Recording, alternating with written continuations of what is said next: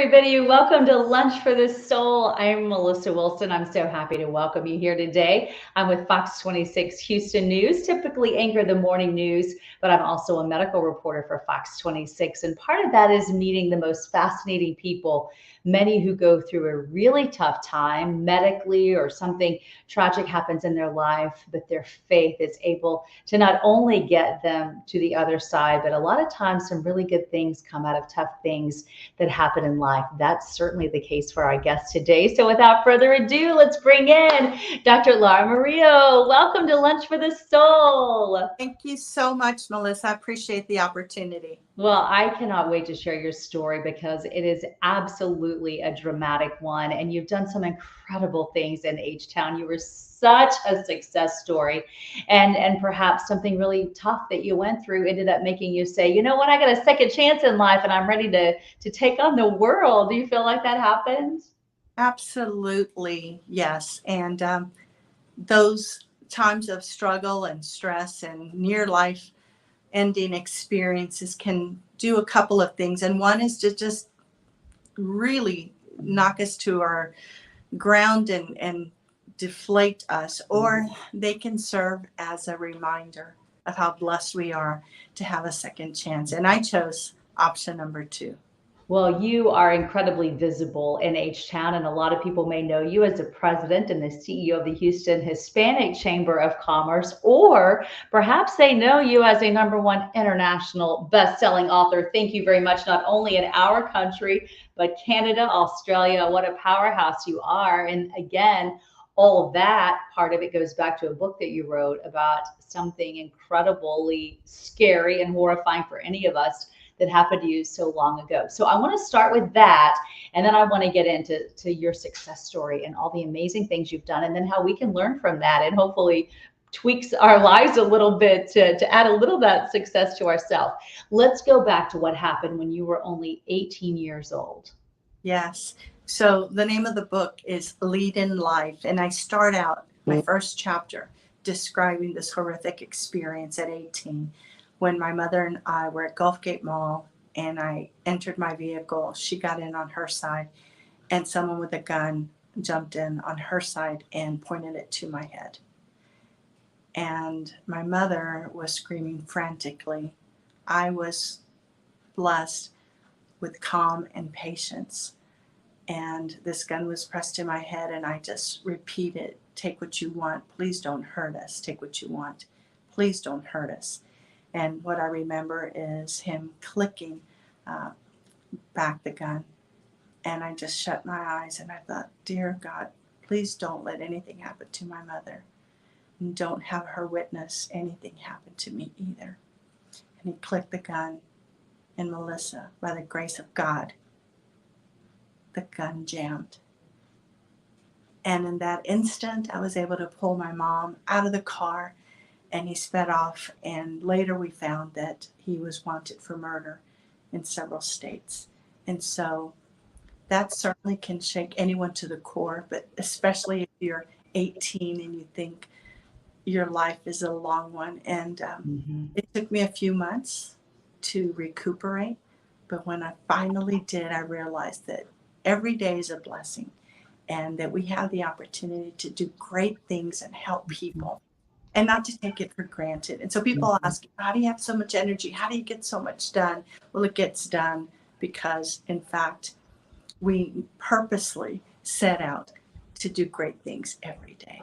I have that book right here, Lead in Life. And I tell you what, seriously, Dr. Maria, when the first few lines of this book, a lot of times, it takes a while to get into a book and you give it a chance and you say, oh, I'm going to give it one more chapter. I mean, my mouth was agape. I wasn't able to put it down. And so I understand why you're such a leading author in multiple countries, because it's remarkable and it's life-changing. And I love how you use that horrifying time in your life to fuel your fire, to share your testimony, and then to be such a success story. I can't believe when I look at I can believe it because you're amazing, but to see all the things that you've done and all the accolades in your life, we're going to get to a few of those in a little while, but everything that you've done is so incredible. And I feel like you could have gone two ways with all of this, right? Like it could have cowered you, it could have made you not want to go out in life and do anything. And instead you said, you know what, the whole world is at my fingertips. I have this life. I'm going to go do something about it. Absolutely. And I want to emphasize the word teamwork. Everything I have done is of other people, whether it's staff, family, friends, board members, volunteers, my daughters. It's been teamwork. So I Mhm. appreciate that. And I think it's important for all of us to remember we're not alone and that it takes a whole group of people for us to succeed. And that there are people out there who definitely want to step up and they want you to succeed. Mhm. So stay close to those people. Well, and we just get a glimpse of you getting to go out and about and to talk to people and to share that testimony. And I know you are a University of Houston Cougar tried and true, aren't you? I'm University of Houston graduate, a distinguished alumni. I've served on the advisory board, and Dr. Renu Couture and her whole team are really extraordinary. And I owe so much of my career to the University of Houston. Yeah. Well, and to see what you've been able to do with your own daughters, and I know you're so incredibly proud of them. I mean, what success stories Marissa and Mia both are. Thank you. They graduated from St. John's, one of the top or the top private school in Texas. And my parents had very little education, but did some incredible things in their journey in life. And so proud of my daughters that they were admitted into St. John's. They applied, and Marisa got into an Ivy League, Columbia University. She's an astrophysics researcher, mechanical engineer. And Mia is a graduate from Georgetown at 21 and works at the White House. And they are both good people at the end of the day. And I think that's so important. Yeah, and there's just that tells you everything of their success story is you know the mothering and everything that you were able to do for them is so beautiful. Let's go back to that fateful day. I just want everybody for a moment just to picture that you're sitting there, you're only 18 years old, you're in the car, and there's a gun up to your head. I know you were worried about your mom. Did you have any other thoughts leading up to that have haunted you or anything else that you think about? Are you able to not think about it much anymore? What is that like for you today? One of the lessons from that experience was that I did not listen to my Mm-hmm. I did not listen to my intuition at the time, which said to me, don't park there. I parked there anyway. And something just told me not to do it. But I thought, I'm running in, I'm running out. I didn't listen to myself. And from that, I learned to very much listen to my intuition, to trust my gut. And again, a life Mm-hmm. that I've used throughout my career and my life. And you know what? I think so many times in life we ignore that intuition, right? And I believe in your book, don't you talk about there were some bushes or something that made you feel a little uncomfortable when you Yeah, parked there the first time that made you say, should I? And then you thought, oh, we're just gonna run in. I'm fine. I'm being silly. there were bushes in front of the car, which is Mm-hmm. where he was hiding. Mm-hmm. And I remember it as if it happened yesterday. And Mm-hmm. I felt a lot of guilt and remorse for not listening to myself, Mm-hmm. but it served me very well. And I certainly believe that we have life experiences that can destroy us sometimes or Mm-hmm. make us stronger. And Mm-hmm. so we need to find people and surround ourselves with people that can help us Yeah. get up and shake it off. And that was my mother. While she panicked in the car, Melissa, once we got out of the car, she showed me resiliency. She was thankful, she was appreciative, Mhm. and it was over. For Yeah. me, that nightmare had just begun. And a busy mom too, with nine children, right?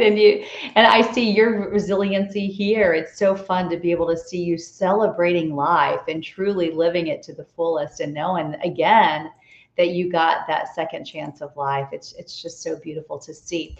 I want to get into your book a little bit. So let's talk about lead in life, because I want people to realize that there are some really important things. I even took notes, and I'm a I'm old school. I still love sticky notes because I love little reminders here and there. And I wrote your three P's down because I think they are powerful.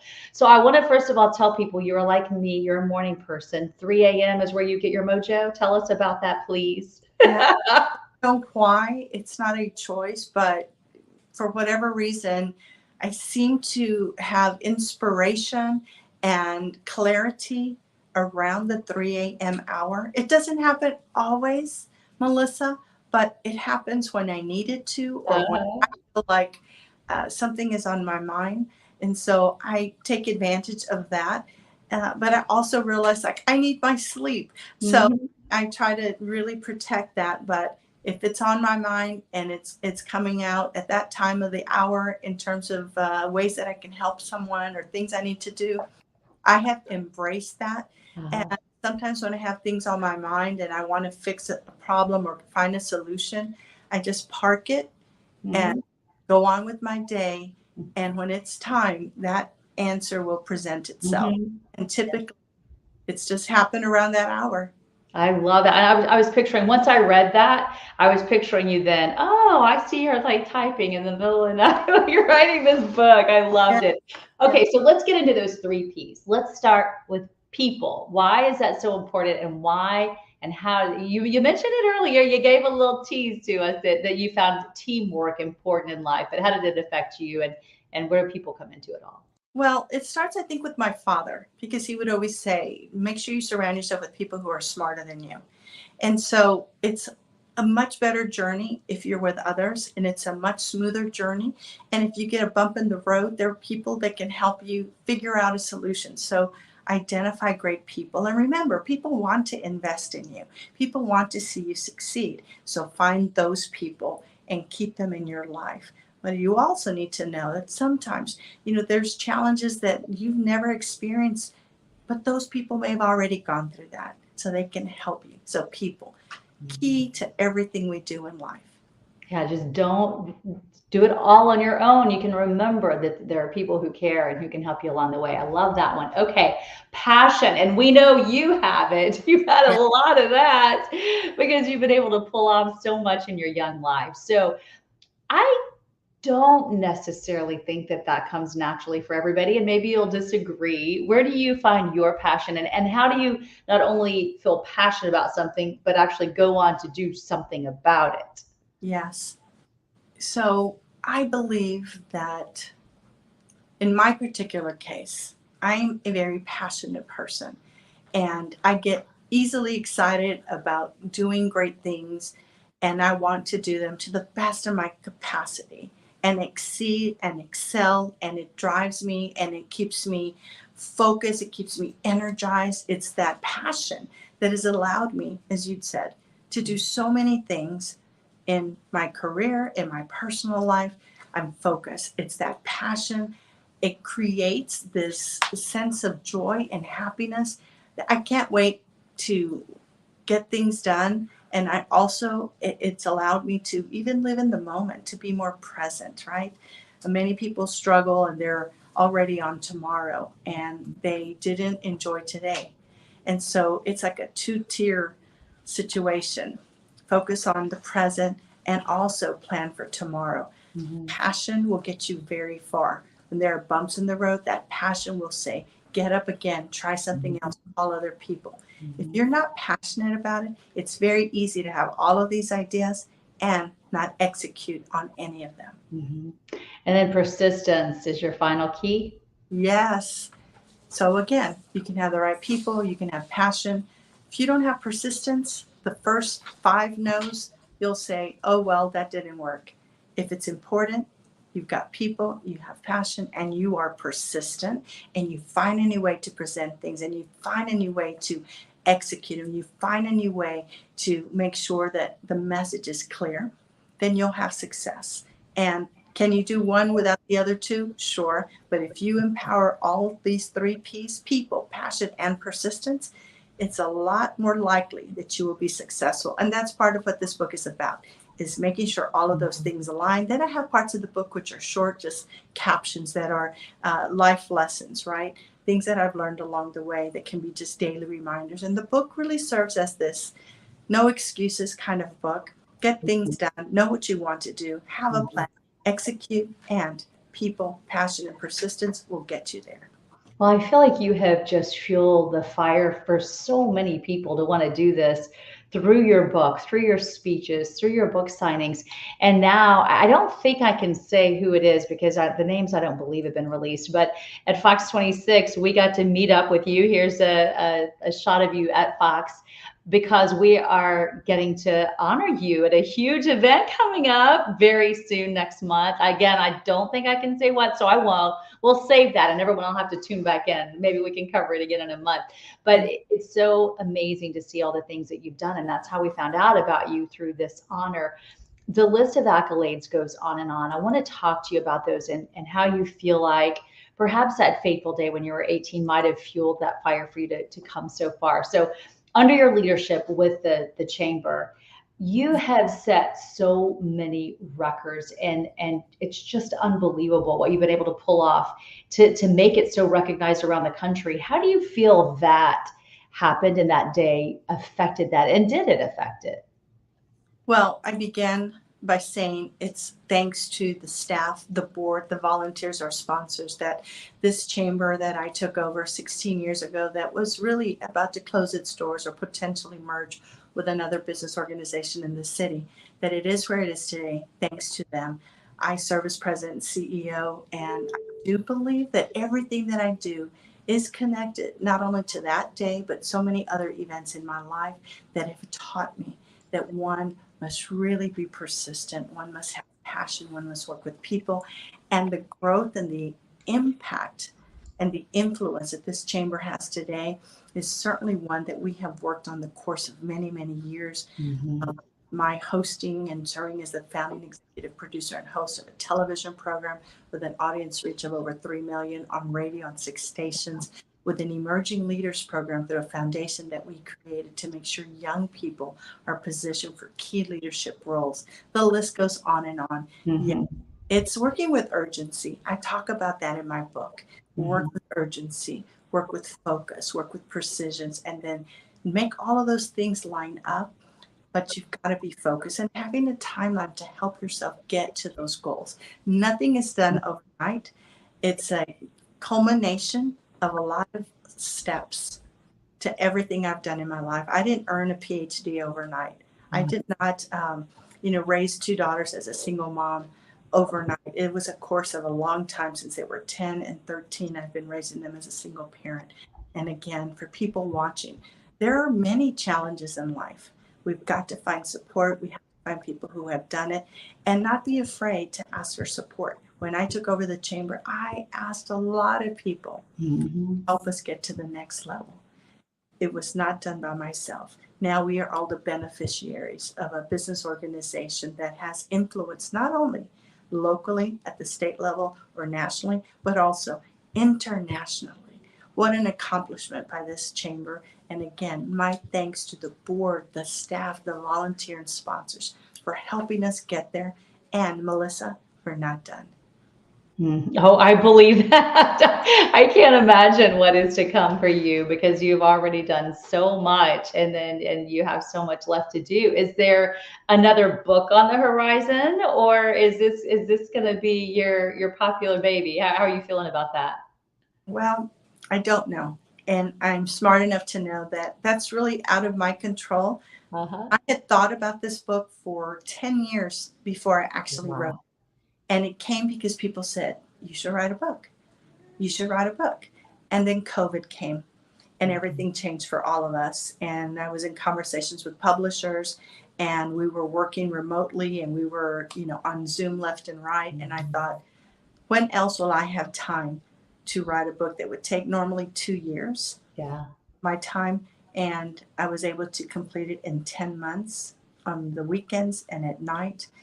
And putting it together was therapeutic because you get to see and take inventory of what you've done and how you can share those lessons Mhm. and empower others. And so I never thought that doing this would lead to it becoming a #1 international bestseller in the US, Canada, and Australia. And the day that launched, it outperformed Elon Musk, Anderson Cooper, the Harvard Way, the Toyota Way, and numerous other books the day it launched. And so, Melissa, I think if one has an idea of something they want to do, well, write it down, take steps toward that, but make it happen and do something. Talking about it and not taking action will get you nowhere. It's the same with the doctorate. I had people who were mentors who said, you need to go out and earn a doctorate. And I thought, no, I don't. I don't want to go back to school. Gosh. Less than 1% of Hispanics in the country have earned a doctorate degree. And it was that one class at a time and a second class at a time. And I was able to do it while I was with a child who was a toddler. I was pregnant with my second child. My mother had a massive heart attack last semester. And only 4 out of 40 of us completed our statistical analysis with flying colors. I was one of 4 out of 40. Again, not by myself, but a lot of people. Yeah, that part of your book, I'm very close to my mom. So that part of your book, when you're talking about her at the end of your life and having your daughters come say goodbye, it just shredded my heart. But I love how you really emphasize that you couldn't stay in sadness and mourn her, that you had to celebrate her life and have those fond memories because you had that close relationship. And I think that's so important for all of us to remember, that we have to be able to do that. You can't shut down your life in loss, right? You have to live and remember and cherish them. And no regrets, right? And so Yeah. understanding that we are here for a short period of time, some of us longer than others. Cherish every day to help others as much as you can, to give back, to be excited about life. You know, one of the things that's also covered there is that another experience I had at an older age when I had a health scare, and it's also in that book. And so we have daily reminders of the beauty of life. If we take a second to embrace those, if we take a second to pick up the phone and call someone who's in need, that we can be impactful in so many ways. And I'm just so blessed, Melissa, that I've traveled the globe promoting this book, serving as a keynote speaker to international corporations during my vacations, on weekends, at night, during my time when I could just sit down and rest. But I love connecting with people, and it's a blessing. And when you have been blessed, you should give back. Well, and we saw in the pictures earlier where people received your book with big smiles. They were very happy about it. So I love to see. And again, one last look at your beautiful family. Thank you for sharing your story of your life story, and also the lead in life. Beautiful book that you wrote. It's just an honor to meet you. And again, just congratulations on everything. And I can't wait to see you next month. I will be there at your big event, and I will calling you up on stage, and I can't wait to give you a big hug in person. Thank you. Well, it's a huge honor, and I look forward to being able to make that announcement along with the other honorees. My thanks to you and the whole team. All right. Take care. Thank you again. And thank you all for being here for Lunch for the Soul. I love having you here. I hope your heart has been touched as mine, as much as mine. And I also hope that maybe you learned something. Maybe she fueled a little something in you that makes you want to go out and do something, work a little bit harder, share your testimony, help somebody else, inspire somebody else, like she has been able to inspire so many. I hope you have a blessed day. You blessed me by being here, and I'll see you back here next Wednesday, same time. Bye-bye.